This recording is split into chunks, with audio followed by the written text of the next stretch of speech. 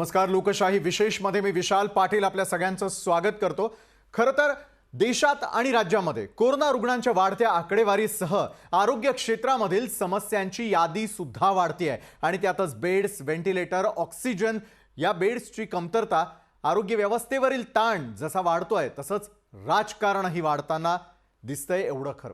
राज्य विरुद्ध केंद्र सरकार अशा क्रिया प्रतिक्रिया येत आहेत आणि त्यातच ब्रूक फार्मा कंपनी प्रकरणानंतर राज्यातील राजकारण्यांची तत्परता देखील उघड केलेली आहे. जेवढी तत्परता ब्रूक फार्माच्या मालकांसाठी दाखवण्यात आली तेवढीच तत्परता उपचाराविना तडफडणाऱ्या रुग्णांसाठी दाखवली जाईल का, हा प्रश्न सर्वसामान्यांच्या मनात आहे. रेमडेसिवीरचा तुटवडा जाणवत असताना रुग्णांचे नातेवाईक त्यासाठी दारोदार फिरतायत. मिळेल तिथे चढ्या दरानं ते विकतही घेतायत. त्यामुळे जे रेमडेसिवीर राजकारण्यांना मिळतं ते सर्वसामान्यांना का मिळत नाही? त्यामुळे राज्यातील आणि देशातील रेमडेसिवीरच्या राजकारणावर करूयात लोकशाही विशेषमध्ये खास चर्चा.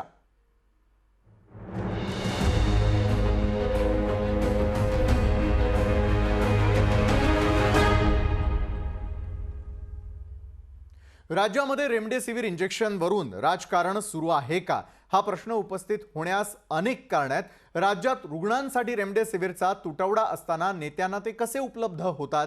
किंबहुना देशातच रेमडेसिवीरचा तुटवडा आहे तरीही भाजपच्या नेत्यानं गुजरातमध्ये 5,000 रेमडेसिवीर इंजेक्शन वाटले होते आणि त्यावरून बराच वादंग देखील निर्माण झाला होता.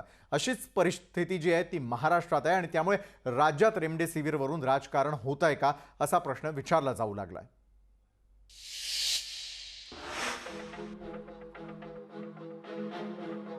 ब्रूक फार्मा कंपनीचे मालक राजेश डोकानिया यांना पोलिसांनी शनिवारी ताब्यात घेतल्यानंतर विधानसभेतील विरोधी पक्षनेते देवेंद्र फडणवीस यांनी लगेचच विलेपार्ले पोलीस ठाण्यात धाव घेतली. त्यामुळे हे काय प्रकरण आहे अशी चर्चा सुरू झाली. राज्यात रेमडेसिवीर इंजेक्शनचा तुटवडा आहे. राज्य सरकारची रेमडेसिवीर इंजेक्शन मिळवण्यासाठी धडपड सुरू आहे. असं असताना 12 एप्रिलला भाजपचे नेते दमणच्या ब्रूक फार्मा कंपनीच्या कार्यालयात गेले होते. तिथं त्यांनी कंपनीकडून 50,000 इंजेक्शन्स घेतले. त्यानंतर 17 एप्रिलला रात्री मुंबई पोलिसांनी ब्रूक फार्माचे मालक राजेश डोकानियांना ताब्यात घेतलं. ही बाब कळताच आक्रमक पवित्रा घेत फडणवीस थेट पोलीस उपायुक्तांच्या कार्यालयात पोहोचले आणि वाद पेटला.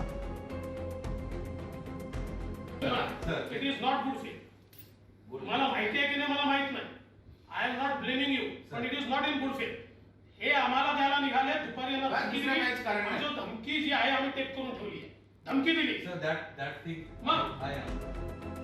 चक्क मध्यरात्री विरोधी पक्षनेते मुंबईच्या पोलीस स्टेशनमध्ये गेले आणि पोलिसांशी वाद घातला. देवेंद्र फडणवीसांची धावाधाव कुणासाठी? ब्रूक फार्मानं रेमडेसिवीरचा साठा का केला? केंद्र सरकार राज्याची कोंडी करतंय का? केंद्र आणि राज्यामध्ये कोरोनाच्या परिस्थितीतही श्रेयवाद. राज्यात रेमडेसिवीरचा तुटवडा जाणवत असून राज्य आणि केंद्र सरकारमध्ये जोरदार आरोप प्रत्यारोप सुरू आहेत. ब्रूक फार्मा कंपनीच्या मालकाला पोलिसांनी ताब्यात घेतल्यानंतर विरोधी पक्षनेते देवेंद्र फडणवीस आणि अल्पसंख्याक मंत्री नवाब मलिक आमने सामने आले आहेत. ही सर्व इंजेक्शन्स आम्ही महाराष्ट्राला देणार असल्याचं भाजप नेते म्हणतायत. डीसीपी असं सांगतायत की आमच्याकडे अशी इन्फॉर्मेशन होती की काही एक्सपोर्टर्सकडे 60,000 वायल्स आहेत आणि म्हणून आम्ही चौकशीला बोलवलं. आम्ही त्यांना स्पष्टपणे विचारलं की यांच्याजवळ आहे का, यांचा माल आहे का, याची स्पेसिफिक इन्फॉर्मेशन आहे का. त्यांनी सांगितलं की नाही, आम्हाला हे पत्र असं इश्यू झालं, आम्हाला माहिती नव्हतं. एफडीआयने आम्हाला असं पत्र इश्यू केलं कळवलं नाही. पण एकूणच याच्यामध्ये जे काही अगदी स्पष्टपणे दिसत आहे की कशा प्रकारचं राजकारण आहे. यावर ब्रूक फार्मा कंपनीची भाजपकडून वकिली सुरू असल्याचा घणाघाती आरोप नवाब मलिक यांनी केलाय. या डोकानियाला सोडवण्यासाठी या राज्यातले 2 विरोधी पक्ष नेते का गेले? 2 आमदार का गेले? यांना भेटण्यासाठी भाजपचे नेते दीव दमनला गेले होते. 50,000चा साठा यांच्याकडे आहे, आम्ही आणून राज्यामध्ये वाटप करू. म्हणजे कुठेतरी या महाराष्ट्रामध्ये भाजपची लोक एक तरी साठा मिळणार नाही त्याच्यासाठी प्रयत्न करतात. नवाब मलिकांच्या आरोपानंतर भाजपचे नेते गोपीचंद पडळकरांनी थेट मलिकांवरच निशाणा साधलाय।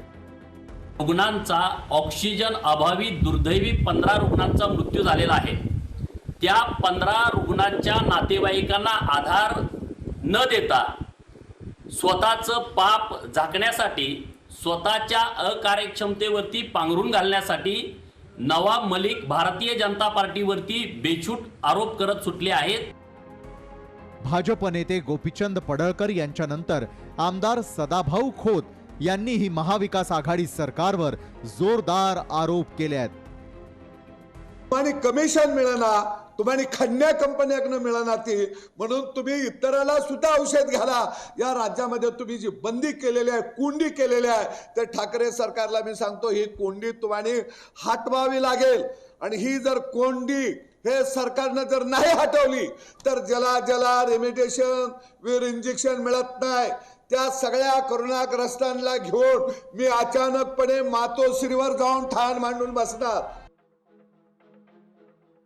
रेमडेसिवीर आणि ब्रुक फार्माचे मालक राजेश डुकानिया यांना ताब्यात घेतल्यावरून हे सगळे वाद प्रतिवाद होत असताना कार्यकर्त्यांना रेमडेसिवीर औषधांपेक्षा श्रेयवाद आणि राजकारण महत्त्वाचं असल्याचं दिसून येतंय। ऑक्सिजन आणि रेमडेसिवीर वरून केंद्र सरकार आणि राज्य सरकारमध्ये जोरदार आरोप प्रत्यारोपांच्या फैरी झाडल्या जात आहेत, तर दुसरीकडे राज्यामध्ये कोरोनाचा संसर्ग वाढत असून सरणावर सरण रचले जात आहेत। राज्यकर्ते कोरोनाची परिस्थिती पाहून तरी राजकारण थांबवतील का हे पाहणं आता महत्त्वाचं ठरेल। ब्युरो रिपोर्ट, लोकशाही न्यूज। आणि याच महत्त्वाच्या विषयावरती अधिक चर्चा करण्यासाठी आज आपण आमंत्रित केलेले आहे भाजपचे प्रवक्ते लक्ष्मण सावजी, काँग्रेस प्रवक्ते डॉक्टर राजू वाघमारे, ज्येष्ठ पत्रकार विजय चोरमारेजी आणि निर्माता दिग्दर्शक कांचन अधिकारी या देखील आपल्याबरोबर या चर्चेमध्ये सामील होत आहेत। सुरुवात जी आहे ती आपण लक्ष्मण सावजी यांच्यापासून करूयात।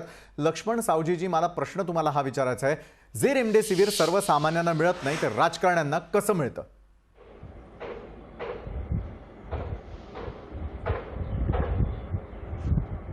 नाही, सगळीकडे कोरोनाचं संकट गंभीर आहे।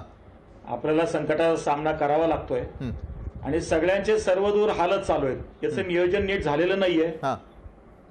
मागच्या वेळेला ज्या वेळेला कोरोना मोठ्या प्रमाणात होता त्याच्यानंतर तो कमी झाला होता। कमी झाल्यानंतर या इंजेक्शनची रिक्वायरमेंट कमी झाली होती आणि नंतर एकदम अचानक वाढल्यामुळे आता परिस्थिती गंभीर आहे सगळ्यांसाठीच।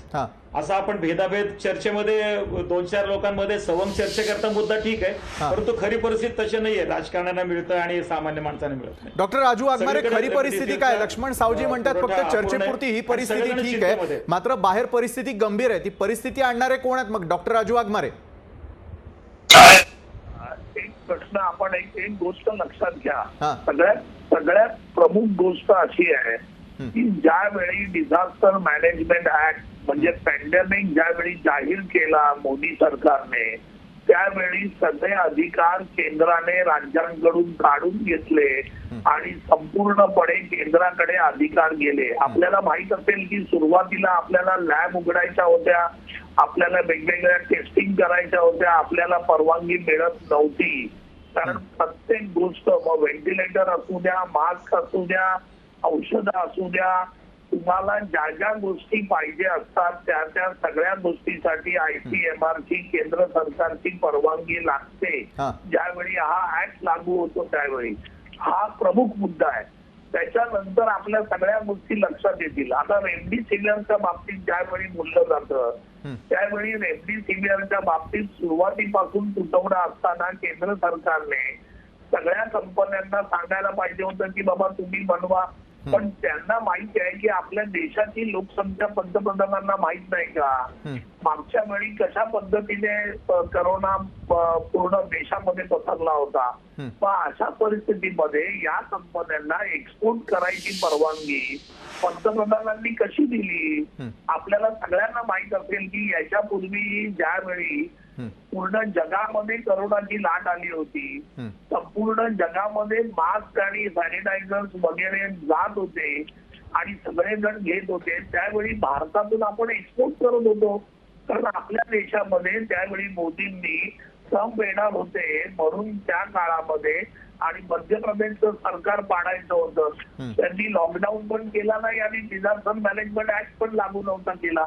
त्यामुळे तोपर्यंत सगळेजण एक्सपोर्ट करत होते. डॉक्टर राजू वाघमारे, ज्यावेळी आपल्याकडे तुटवडा आला त्यावेळी मग एक्सपोर्टला बंदी घेतली. सेम पद्धत मोदींनी रेमडेसिवीर साठी वापरली. डॉक्टर, आपला मुद्दा मला लक्षात आला. विजय चोरमारेजी यांच्याकडे जाईल. विजय चोरमारेजी, शेजार धर्म कुठेतरी पाळत असताना पंतप्रधानांना देशात किंवा आपल्या देशांतर्गत जी परिस्थिती होती त्याचा कुठेतरी विसर पडलेला होता का? आधी आपण घरच्यांचं पोट भरणं महत्वाचं असतं आणि मग आपण शेजार धर्म करतो, याचा कुठेतरी विसर पडला का? सुरुवातीला लक्ष्मण सावजी देखील म्हणाले की नियोजन अपुरं पडलं. नियोजन कोणाचं चुकलं? विजयजी. आणि सुरुवातीपासून जर आपण ह्या करोनाची परिस्थिती आणि त्यानंतर निर्माण झालेली एकूण देशभरातली परिस्थिती याचा विचार केला तर केंद्र सरकार अनेक पातळ्यावर अपयशी झाल्याचं आपल्याला दिसून येतं. म्हणजे आता राजू वाघमारेंनी ज्या घटनेचा उल्लेख केला की मध्य प्रदेशातलं सरकार पाडण्यासाठी त्यांनी इथं करोनाच्या उपाययोजनांच्या संदर्भात खूप उशीर केला. ट्रम्पचे नमस्ते ट्रम्प कार्यक्रम त्यासाठी उशीर केला.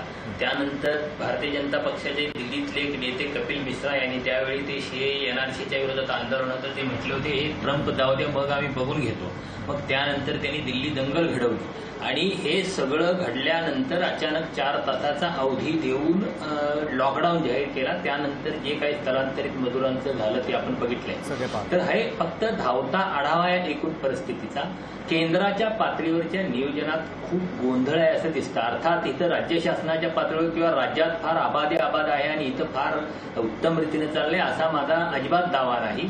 पण इथं सुरुवात केंद्रापासून होते. केंद्रातल्या नियोजनापासून म्हणजे लस पुरवठ्याच्या पासून लसीकरणापासून ते अगदी रेमडेसिवीरच्या निर्यात बंदीपर्यंत.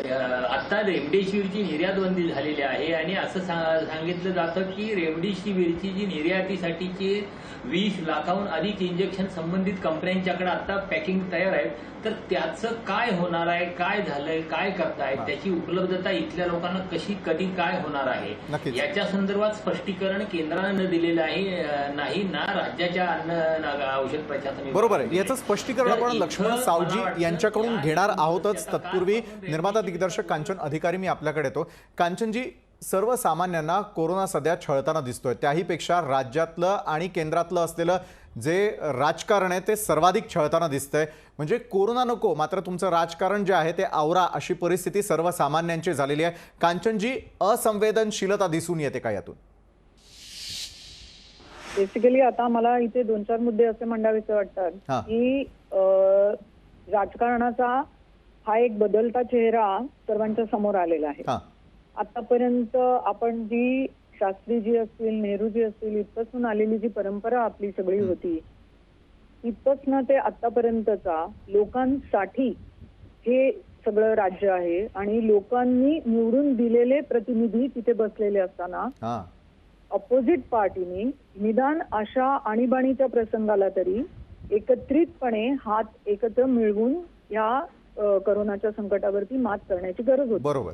अशा वेळेला लोकांसाठी म्हणून ज्या गोष्टीची गरज आहे, गरज म्हणजे इट्स नॉट इव्हन अन्नधान्य की तुम्हाला जर आज ऑक्सिजन मिळाला नाही लोक तडफडून मरताय तिकडे, तुम्हाला औषधं मिळणं लोक तडफडून मरताय तिकडे, तुम्हाला इथे वॅक्सिनेशन साठी लोक गेलेले असताना तिथे वॅक्सिनेशन मिळत नाहीये म्हणून लोक परत येत आहेत. सो ह्या अशा गोष्टींच्या वेळेला तरी अंतर्गत राजकारण हे इतकं घाणेरड्या लेव्हलवरचं असं घेऊन हे अशा तऱ्हेने तुम्हाला काय समाधान मिळणार आहे मला ते कळत नाहीये. मला एक गोष्ट, सत्ता ही माणसाला सत्ता लोलुपता ज्याला आपण म्हणतो ही अगदी महाभारत काळापासून आपण पाहत आलेलो आहोत की अगदी सुईच्या अग्रावरती राहणार नाही एवढी सुद्धा जमीन मी तुला देणार नाही असं दुर्योधनाने जेव्हा सांगितलेलं होतं पांडवांना, आणि तीच अवस्था मला आज फडणवीसांच्या रूपामध्ये दिसते. फडणवीस यांनी म्हणजे मी खरं तर कुठल्याही पार्टीची, मला कोणत्याही माणसाबद्दल असं बोलावं वाटत नाही. I am very sorry to say this thing की इतक्या वेगळ्या घाणेरड्या लेवलचं राजकारण करताना तुम्ही तिकडे एकीकडे तुम्ही गाडीमध्ये बसलेल्या माणसाला सुद्धा तू मास्क का घातला नाही म्हणून पोलीस इकडे धमकावतात आणि दुसऱ्या साईडला तुम्ही निवडणुकांचे प्रचार करण्यासाठी आपलेच मंत्री लोक, सेंटरमधले मंत्री लोक सगळे बिनामास्क तिकडे फिरताना दिसतात. हे असं राजकारण जर एकीकडे त्याचा हा तुम्हाला चेहरा दिसत असेल दुसरीकडे फडणवीसांनी जी पंढरपुरात सभा घेतली तेव्हा ते चक्क असं म्हणाले, आणि हे स्टेटमेंट आम्ही पाहिलं दूरदर्शनवरनं, की ते सत्ता खेचून आणण्याचं काम ते तुम्ही माझ्या सत्तांतराचं काम ते तुम्ही माझ्यावरती सोडून द्या. अरे म्हणजे याला काय म्हणायचंय? आत्ताला माणसं इथे मरतायत, तुम्ही रेमडेसिवीरच्यासाठी इतकं राजकारण खेळताय, माणसं इथे मरतायत आणि तुमच्या तोंडातून स्टेटमेंट काय येत आहे तर ते सत्तांतराचं काम ते नक्कीच तुम्ही नक्कीच माझ्यावर कांचनजी तुम्ही उत्तर घेऊयात भाजपकडून आपण. लक्ष्मण सावजीजी, मला सांगा, उर्वरित असलेल्या ज्या एक्सपोर्ट करण्यासाठी रेमडेसिवीर तयार होत्या त्याचं काय करणार आहात? 50,000 ब्रुक फार्माकडून घेतलेल्या ज्या रेमडेसिवीर आहेत त्याचं काय करणार आहात? एका बाजूला राजकारणाची अक्षरशः किळस यायला लागलेली आहे. कांचनजींनी देखील एक व्हॅलिड मुद्दा उपस्थित केला, विजय चोरमारेंनी देखील हाच मुद्दा उपस्थित केला की आरोग्याच्या बाबतीमध्ये असलेलं जे नियोजन आहे ते केंद्रापासूनच चुकायला सुरुवात झाली. लक्ष्मणजी, याच्यामध्ये 2-3 गोष्टी आहेत. बोला. एक तर आपण चर्चा नेमकी कशासाठी करतोय हे लक्षात आलं पाहिजे आपल्या. हां, आपण ज्या राज्यात राहतो आणि ज्या राज्यातला गेल्या वर्षभरातला जो घाणेरडा कारभार आहे, हां, जे आता विधानसभेमध्ये पाहिलं, जे सचिन वाजेचं प्रकरण घडतंय, मनसुखचं प्रकरण घडतंय, या सगळ्या प्रकरणावरती पडदा टाकायचा आणि कोरोनाकडे दुर्लक्ष करायचं, हे दोन्ही कसं काय जमतं तुम्हाला? देश एका बाजूला चांगल्या क्रांतीच्या दिशेने जात असताना जगामध्ये आपण चांगली परिस्थिती हाताळली असं आपल्या पंतप्रधानाला जगभर सर्टिफिकेट मिळत असताना केवळ महाराष्ट्रामुळे आपल्याला काळा डाग लागला हे मान्य करा ना. लक्ष्मणजी अतिशय गंभीर आरोप करताय. डॉक्टर राजू वाघमारे, आपल्याला वाटतं की एका बाजूला फक्त ही प्रकरणं दडपण्यासाठी कोरोनाला मोठा केला डॉक्टर राजू वाघमारे? तुमच्या तिघांच्या बोलण्यामध्ये मध्ये बोललो नाही मी. लक्ष्मणजी, तुमच्याबद्दल म्हणणंच नाहीये, मात्र तुम्ही म्हणताय महाराष्ट्रानं काळा डाग लावला. केवळ महाराष्ट्र खाली गेली. पद्धतीनं चाललंय, ज्या पद्धतीनं परिस्थिती हाताळतंय, ज्या पद्धतीनं अधिवेशन हाताळलं, ज्या पद्धतीनं गुन्हेगारीचं राजकारण त्या ठिकाणी घडतंय, ज्या ठिकाणी खून आणि मर्डर त्या ठिकाणी झाले, ज्या ठिकाणी भ्रष्टाचार होतोय, कोरोनाचं एक क्षेत्र भ्रष्टाचार सोडलं पाहिजे या राज्यात. मग लक्ष्मण सावजीजी, महाविकास सरकारचं जे महाविकास आघाडीचं जे सरकार आहे त्यांना जमत नाही, मग केंद्रानं हस्तक्षेप करावा, राज्यातला कोरोना घालवून दाखवणार आहात लक्ष्मणजी? हस्तक्षेप ज्या वेळेला केला, केंद्राने जे धान्य पाठवलं त्यांनी परस्पर दुसऱ्याला विकलेलं आहे. काय डाळीची अवस्था गेल्या आठवड्याभरामध्ये प्रकरण बाहेर आलं, काय तांदळाची अवस्था गेला त्याच्या आधी प्रकरण बाहेर आलं, कसे काय काळ्या बाजारात तांदूळ गेला आणि का बाहेर गावात सोडून दिली वर्षभर. वितरण व्यवस्था यांच्याकडे होती ना, केंद्राने जे मोफत दिलं ते पण यांची दानत नव्हती द्यायची. डॉक्टर राजू वाघमारे, खूप गंभीर आरोप आहे, उत्तर द्यावं लागेल आपल्याला. डॉक्टर राजू वाघमारे, त्यांचा आवाज बंद केला तर मी उत्तर देईन. बोला बोला. माझा काय आवाज, माझा आवाज नाही बंद होणार, मला पूर्ण बोलू द्या, मला पूर्ण बोलू द्या. जे जे अक्षर घेतले गेले अधिकारी त्यांचं मी अभिनंदन करतो की त्यांनी एका माननीय फडणवीसांवरती लक्ष देऊन त्यांचं वक्तव्य ऐकलं. आपण पंढरपूरला निवडणूक चालू आहे, अजितदादांचं भाषण झालं, त्या ठिकाणी विरोधी पक्षांची भाषणं झाली, त्यांची भाषणं काढून तुम्ही ऐकलीत? पक्षांची भाषणं झाली, त्यांची भाषणं काढून तुम्ही ऐकलीत का? त्यांची वक्तव्य काय होती? त्यांना कोरोना नव्हता का? ते सत्ताधारी पक्षाचे असताना 8-8, 10-10 मंत्री गल्लोगल्ली फिरले, ते काय हार घेऊन फिरत होते का लोकांना? त्यांना कोरोना नव्हता, त्यांना काळजी नव्हती, त्यांना त्यांची मंत्रालय नव्हती. ज्या पब्लिकच्या काळजीपोटी गुजरातमध्ये जाऊन एफडीएचं पत्र घेऊन केंद्राची मान्यता घेऊन रेमडेसिवीर मिळवत असताना तुमचा एक मंत्री केवळ हप्ते पाहिजे, कमिशन पाहिजे म्हणून त्या उद्योजकाला बोलून पोलीस स्टेशनमध्ये दम देत होते. तुमचे लाज नाही वाटली तुम्हाला त्यावेळेला? बरं, नक्कीच लक्ष्मणजी, आपण विचारलेल्या प्रश्नांची उत्तरं डॉक्टर राजू वाघमारे यांच्याकडून आपण घेणार आहोत. मात्र संपूर्ण देशभरामध्ये कोरोनाची परिस्थिती असताना पश्चिम बंगाल असेल, पंढरपूर असेल, आसाम असेल, केरळ असेल, प्रत्येक ठिकाणी कोरोना नाहीये का असा प्रश्न आज उपस्थित करावा असं वाटतो. कारण बेधडकपणे त्या ठिकाणी जाऊन अनेक प्रकारच्या सभा होताना दिसतात, त्या ठिकाणी कोरोनाची आकडेवारी वाढत नाही. मात्र राज्यामध्ये ज्या वेळेला अशा प्रकारच्या प्रचार सभा होतात त्या संदर्भातले प्रश्न उपस्थित केले जातात, त्यावेळेला राजकारणी या संदर्भात काय उत्तर देणार आहेत हे जाणून घ्या छोट्याशा ब्रेक नंतर.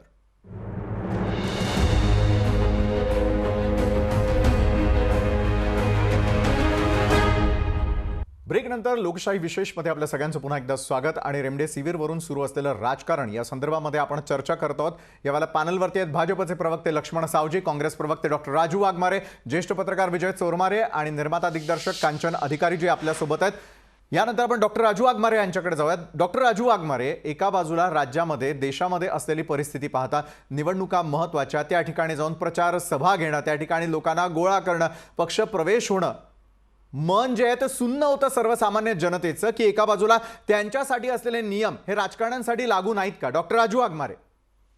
कसं आहे माहितीये का, की आता जे प्रवक्ते भाजपचे बोलत होते हे महाराष्ट्र द्वेषी भाजप आहे.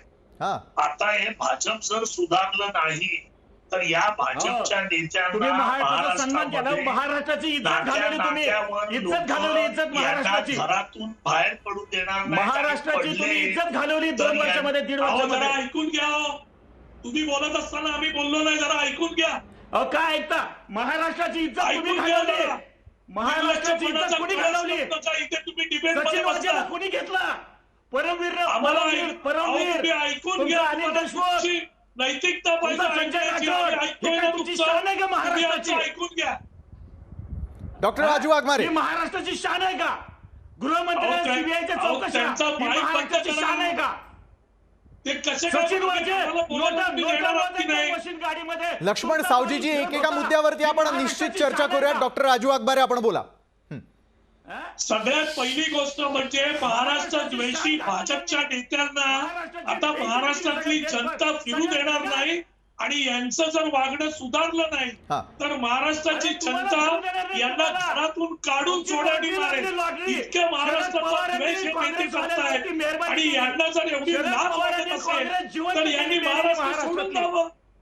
अहो, पंतप्रधान, आपल्या देशाचे पंतप्रधान संपूर्ण जगामध्ये करोनाची देशामध्ये लाट आलेली आहे. अशा परिस्थितीमध्ये पंतप्रधान 10-12 जागा लागणार होत्या, तुमची लॉटरी लागली. बंद करावं. शरद पवारांचे आभार माना तुम्ही डिबेटला. जर तुम्ही लक्ष्मण सावजीजी, मी आपल्याकडे पुन्हा एकदा येणार आहे. डॉक्टर राजू वाघमारे, आपण पूर्ण करा. आपल्या देशाचे पंतप्रधान ज्यावेळी पूर्ण जगामध्ये करोना आहे, यांना करोनाचं काही वाटत नाही, यांनी निवडणुका जाहीर केल्या, हे हजारो लाखोच्या सभा घेत आहेत. एका बाजूला कुंभमेळा आपण करायला परवानगी देतोय की त्यावेळी लाखो लोक एकत्र येणार आहेत. म्हणजे केंद्राला आणि पंतप्रधानांना देशातल्या लोकांची अजिबात पर्वा नाही. स्वतःच्या राजकारणासाठी, स्वतःच्या लोकप्रियतेसाठी आणि सत्ता हस्तगत करण्यासाठी कोणत्याही थराला जाऊन हजारो लाखो लोकांचे प्राण गेले तरी चालतील, पण आम्हाला सत्ता मिळाली पाहिजे या भावनेने पंतप्रधान काम करत असतील तर या देशाचं काय होणार? आणि कोणत्या सर्टिफिकेटची वार्ता करतायत की जगाने सर्टिफिकेट दिलं? अहो, देशातली परिस्थिती काय आहे?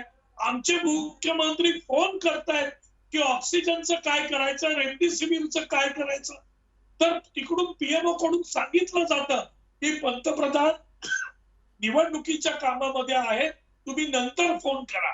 म्हणजे ज्या पद्धतीने नीरो हा बासरी वाजवत होता ज्यावेळी रोग सळत होता, तसे डॉक्टर राजू वाघमारे, लक्ष्मण सावजी म्हणतायत तुम्ही केलेला आरोप खोटा आहे. मग लक्ष्मण सावजी, सत्य काय? पंतप्रधानांनी मुख्यमंत्र्यांचे फोन का नाही उचलले? लक्ष्मणजी, आज साफ खोटे. राजू वाघमारे खोटं बोलतायत, पूर्णपणे खोटं बोलतायत. अहो, लाज वाटली पाहिजे. लाज तुम्हाला पूर्णपणे खोटं बोलतायत. तुम्हाला लाज वाटत नाही? सत्य काय लक्ष्मण सावजी? पंतप्रधानांचा संवाद झालाय. अशा पद्धतीचं शिक्षण दिलं जातं की मुख्यमंत्री स्वतः सांगतायत फोन केले म्हणून तुम्ही आमची काळजी करू नका, भाजपची काळजी करा. याचं शिक्षण दिलं जातं. तुम्ही काय शिकवता तुमच्या कार्यकर्त्यांना ती काळजी करा. भाजपची तुम्हाला सत्य काय हे सगळं खरं तर लक्ष्मण सावजीजी, तुम्ही म्हणता बरं मुख्यमंत्र्यांनी फोन केला नाही, पंतप्रधानांना महाराष्ट्राची काळजी असती तर फोन आला असता. रेमडेसिवीरची किंवा ऑक्सिजनची जी आहे कमतरता भासताना दिसतेय त्याचा पाठपुरावा झाला असता. विजय चोरमारेजी, मी आपल्याकडे येतो. प्रत्येक ठिकाणी राजकारण सुरू आहे, अनेक ठिकाणी निवडणुका सुरू आहेत. कुंभमेळ्या संदर्भातही पंतप्रधानांनी ज्या वेळेला फोन केला त्यावेळेला 2 उर्वरित शाही स्नान जे आहे ते प्रतिकात्मक करा. मग कुंभमेळा काय पहिल्या वर्षी होत होता? यापूर्वीपासून कुंभमेळा सुरू असताना मात्र कुंभमेळ्यात इतकी गर्दी होणार याचा विसर कसा काय पडू शकतो? म्हणजे आपण कोणत्या देशात राहतोय? मरकजला वेगळा न्याय, कुंभमेळ्याला वेगळा न्याय. विजय चोरमारेजी,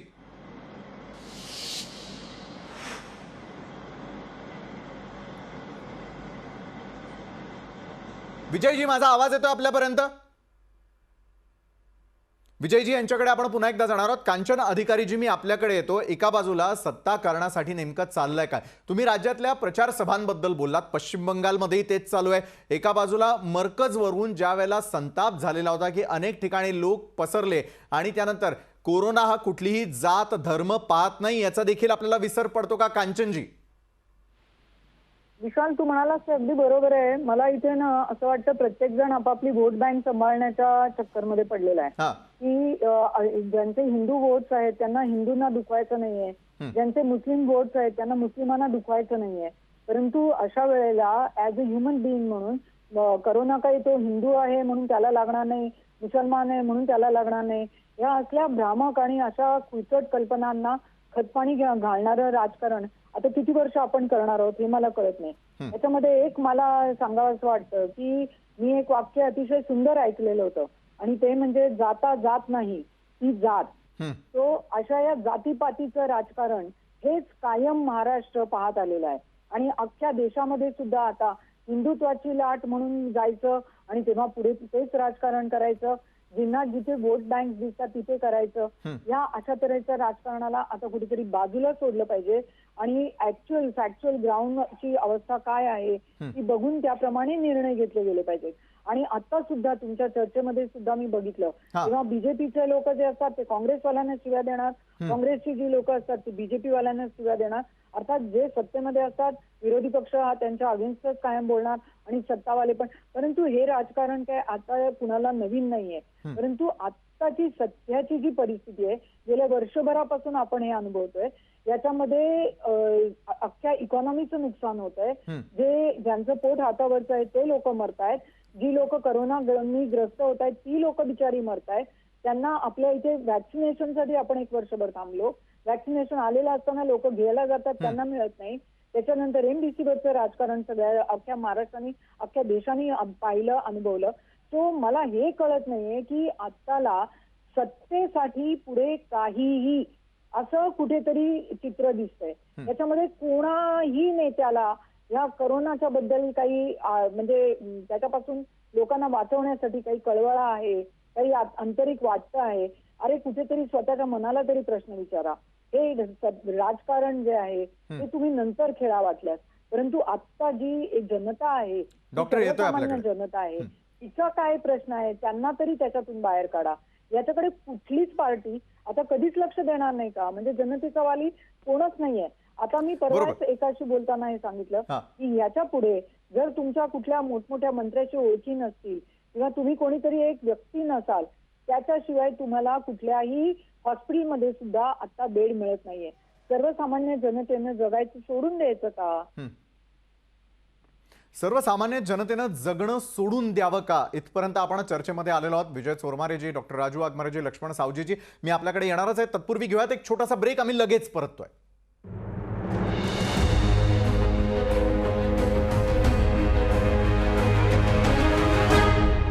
नंतर रेमडेसिवीरवरून सुरू असलेलं राजकारण या संदर्भामध्ये आपण चर्चा करतोय. या चर्चेमध्ये भाजप प्रवक्ते लक्ष्मण सावजी, काँग्रेस प्रवक्ते डॉक्टर राजू वाघमारे, ज्येष्ठ पत्रकार विजय चोरमारे, निर्माता दिग्दर्शक कांचन अधिकारी आपल्यासोबत जोडल्या गेलेल्या आहेत. विजय चोरमारे जी, मी आपल्याकडे येतो. डॉक्टर राजू वाघमारे असतील किंवा लक्ष्मण सावजी असतील, आपापल्या पक्षाची बाजू मांडतायत. हे तितकंच सत्य असलं तरी देखील सर्वसामान्यांनी कुणाकडे पाहायचं, म्हणजे राज्याकडून अपेक्षा करायची की केंद्राकडून आपण अपेक्षा करायची? कारण रेमडेसिवीर असेल, ऑक्सिजन असेल किंवा व्हेंटिलेटरसाठी असेल, बेडसाठी असेल, आजकाल सर्वसामान्यांना रांगा लावाव्या लागतायत. त्या ठिकाणी आरोग्य यंत्रणा अपुरी पडते आहे आणि आरोग्य यंत्रणेचे कसे 3-13 वाजलेले आहेत हे नेहमी राज्य सरकार असेल किंवा केंद्र सरकार असेल प्रत्येकाकडून आपल्याला ऐकायला मिळतं. विजयजी,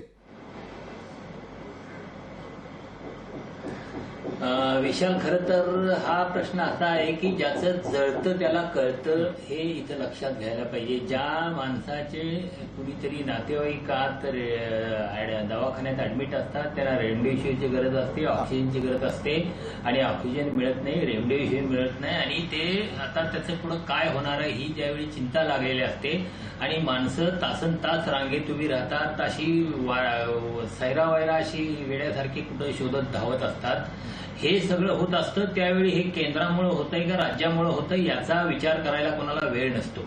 मूलभूत ज्या सुविधा आहेत, आरोग्य सुविधा आहेत, आपल्या रुग्णासाठी आवश्यक गोष्टी आहेत त्या मिळाव्यात अशीच एक अपेक्षा असते. आणि आपण ही सामान्य माणसाची अपेक्षा असते. त्यामुळे सामान्य माणूस जो यात भरडला जातोय त्याच्या दृष्टीनं केंद्र का राज्य हा मुद्दा महत्वाचा नाही. बरोबर. तो मुद्दा इथं आपण चर्चेत आपण त्याचा विचार करायची गोष्ट आहे. म्हणजे ही जबाबदारी कुणाची असते? या पुरवठ्याची, रेमडेसिवीरच्या पुरवठ्यासंदर्भात कुठली यंत्रणा काम करत नाही, ऑक्सिजनच्या पुरवठ्यासंदर्भात कुठली यंत्रणा काम करत नाही, लस एकूण उपलब्ध करून देण्यासंदर्भात कोण जबाबदार आहे, आणि एकूण त्याच्या इम्प्लिमेंटेशनच्या संदर्भात ज्या यंत्रणा स्थानिक पातळीवरच्या काम करतात त्या कितपत फेल आहेत किंवा यशस्वी होत आहेत, या सगळ्याचा एक सारासार विचार आपल्याला करायला पाहिजे. आणि मला वाटतं एकूण सगळ्या ज्या सरकारी यंत्रणा आहेत त्या सरकारी यंत्रणा प्रचंड राबत असल्या, आपण गेल्या वर्षभरात बघतोय कोरोनाच्या काळात प्रचंड राबतायत, प्रचंड कष्ट घेत आहेत, पण राज्यकर्ते एकूण नियोजनाच्या पातळीवर फार कमी पडत आहेत. ते मूळ त्याची सुरुवात मगाशी सांगितलं त्या पद्धतीने केंद्रातूनच होते, कारण केंद्राचे अनेक पातळीवरचे फेल्युअर इथं अनेकदा समोर आले आहेत. मी लक्ष्मण सावजी यांनी मगाशी खूप आवेशात काही वक्तव्य सुरुवातीच्या पहिल्या सेगमेंटमध्ये केलं. मी त्यांच्याशी 100% सहमत आहे त्यांनी मांडलेल्या काही मुद्द्यांशी, की हे चर्चा भरकटवली जाते, विषय भरकटवले जातात, राज्यकर्त्यांच्या अपयशाकडून दुसरीकडे लक्ष वेधलं जातं. आमचं म्हणणं तेच आहे सावजी साहेब, की प्रश्न असा आहे की राज्यकर्ते जे असतात ते राज्यकर्ते आपलं अपयश झाकण्यासाठी चर्चा भरकटत असतात, पण राज्यकर्त्यांना आणि त्या चर्चेला मूळ मुद्द्याच्यावर आणायचं काम विरोधी पक्षांनी करायचं असतं, आणि त्या ठिकाणी विरोधी पक्ष कमी पडले आहेत असं मला वाटतं. ज्यावेळी राज्यकर्ते भावनिक प्रश्नांच्यावर घेऊन जाऊन आपला अपयश लपवायचा प्रयत्न करतात त्यावेळी जबाबदारी विरोधी पक्षांची असते, आणि तिथं विरोधी पक्ष जबाबदारीने वागलेला नाही असा आमचा आक्षेप आहे. विरोधी पक्षांनी लक्ष्मण सावजी यावरती उत्तर देण्यासाठी इच्छुक आहे. लक्ष्मणजी, विजय चोरमारे सरांनी जो प्रश्न उपस्थित केला त्याला जोडूनच मला प्रश्न विचारायचा आहे. ब्रूक फार्मासाठी किंवा तिथल्या रेमडेसिवीरसाठी जेवढी धावपळ झाली, जेवढी पळपळ झाली, त्याचा व्हिडिओ देखील व्हायरल झाला, तेवढाच सर्वसामान्यांना रेमडेसिवीर उपलब्ध करून देण्यासाठी भाजप करेल का? लक्ष्मणजी.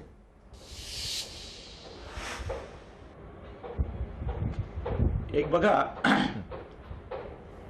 कांचन अधिकारी आहेत, विजय चोरमारे साहेब आहेत, काँग्रेसकडनं मला अपेक्षा नाहीये, पण आपण जेव्हा निष्पक्ष बोलतो ना त्यावेळेला 100% निष्पक्ष असायला पाहिजे. सब घोडे 12% म्हणून तुम्ही सगळ्यांना एकत्र मोजू शकत नाही. बरं, एकतर विषय आता असा आहे की तुम्ही एकदा राज्य म्हणून चर्चा करा, मग राज्यात विरोधी पक्ष भाजप, केंद्र म्हणून चर्चा करा, तिथे विरोधी पक्षाची काय अवस्था आहे, आपण वेगळ्या चर्चा वेगवेगळ्या केल्या पाहिजे. मला आम्ही राजकारणामध्ये गेले 50 वर्ष 40 वर्ष कार्यकर्ता म्हणून काम करतो. मला पंतप्रधान नरसिंहराव ज्या वेळेला पंतप्रधान होते त्यावेळेला विश्वासानं विरोधी पक्षनेते अटल बिहारी वाजपेयींना देशाचा प्रतिनिधी म्हणून बाहेर पाठवलं होतं. नरसिंहरावांचा अटलजींवरती विश्वास होता की विरोधी पक्ष नेते असले तरी भारताची बाजू चांगले मांडतील. आज आपल्या देशातल्या विरोधी पक्षांची परिस्थिती काय हो, नेमकी काय चाललंय देशातल्या विरोधी पक्षांचं? आपल्या भारतातल्या राजकारणाबरोबर आपले विरोधी पक्ष कुठे चर्चा करतात? पाकिस्तानमध्ये करतात. एक मिनिट मला बोलू द्या. पण लक्ष्मणजी, आपण इतिहासात थोडं न जाता आपल्या चर्चेची वेळ जी आहे ती मर्यादित आहे, त्यामुळे मी हाच प्रश्न विचारला. ब्रूक फार्मासाठी जितक्या तातडीनं धावपळ झाली, सर्वसामान्यांच्या रेमडेसिवीरसाठी, ऑक्सिजन बेडसाठी, व्हेंटिलेटरसाठी पळापळ करणार का? लक्ष्मणजी. घ्यायला पाहिजे होती. मला माझा मुद्दा पूर्ण होऊ द्या ना. बोला ना लक्ष्मणजी. विरोधी पक्ष म्हणून जी जबाबदारी आमच्यावरती आता आहे, मला सांगा, मुख्यमंत्र्यांचा फोन माननीय देवेंद्रजींना लॉकडाऊन करायच्या सूचनेविषयी त्यावेळेला आला होता.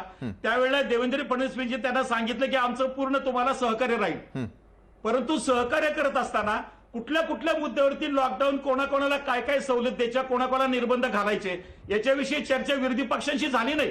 ते कुठे काढायचं आणि प्रसिद्ध करून टाकायचं आणि त्याला विरोधी पक्षांनी हो म्हणायचं. असं कसं होईल?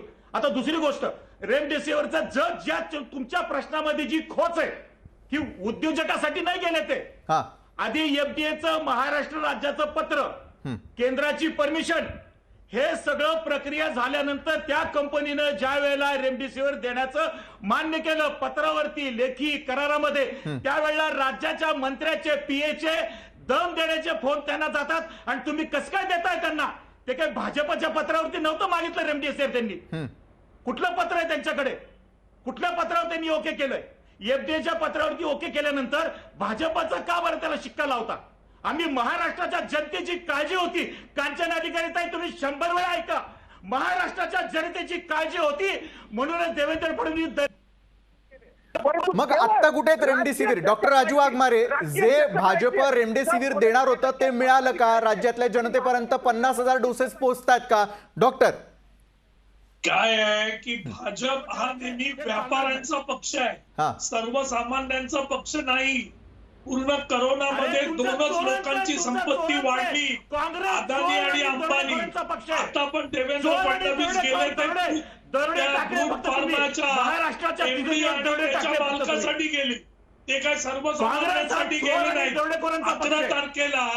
11 तारखेला ज्यावेळी केंद्र सरकारने मीडिया बंदी केली, 12 तारखेला हे लोक कसे पोहोचले, यांना कसं कळलं की त्यांच्याकडे 60,000 वाईल्स आहेत म्हणून? मनसुख सरकार, हे केंद्र सरकारकडून त्यांना सांगण्यात आलं की या कंपनीकडे दमणला 50,000 आहेत, कारण त्यांना एक्सपोर्ट करायची बंदी आहे. हे केंद्र सरकारने सांगितल्यावर हे महाराष्ट्र द्वेषी देवेंद्र फडणवीस आणि कंपनी ही तिकडे पोहोचली.